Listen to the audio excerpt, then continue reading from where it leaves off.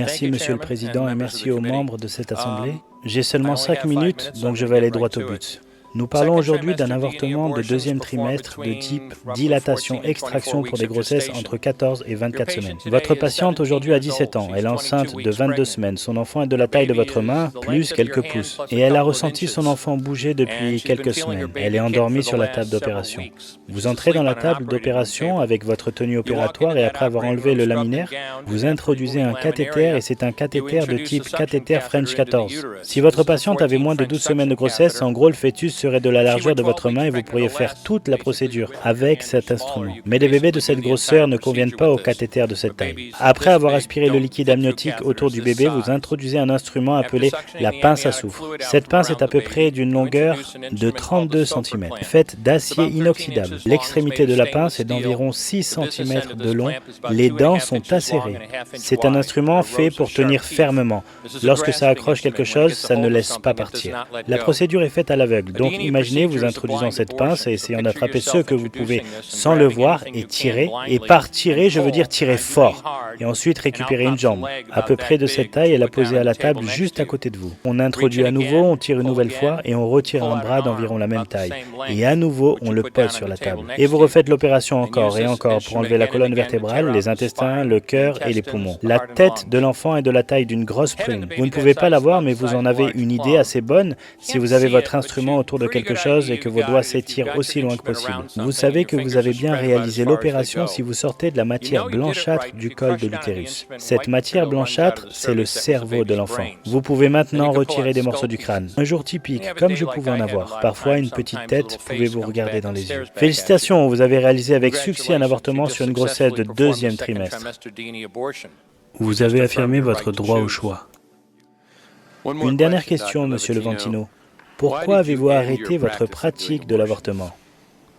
J'ai réalisé environ 1200 avortements sur une période d'environ 4 ans dans une clinique privée, sans compter celles que j'ai faites durant ma formation. J'ai rencontré ma femme durant ma première année de formation au centre médical.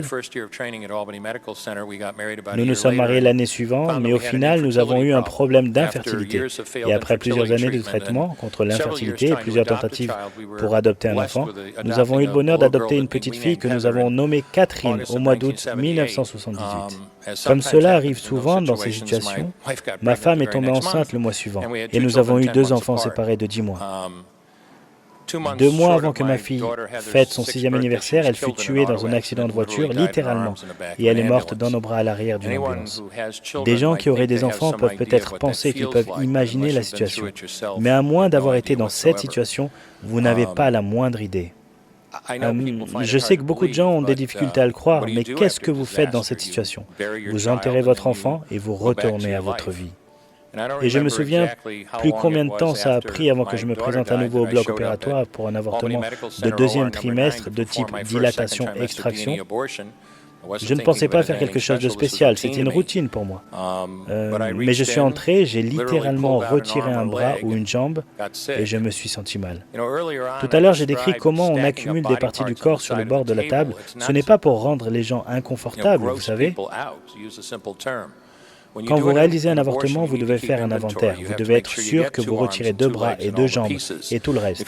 Si vous ne le faites pas, votre patient va revenir avec une infection en sang ou même une mort. Donc j'ai vraiment rassemblé mon courage et j'ai fini cet avortement. Et je sais que ça peut paraître difficile à croire, mais vous savez, je vous raconte mon expérience de manière brute.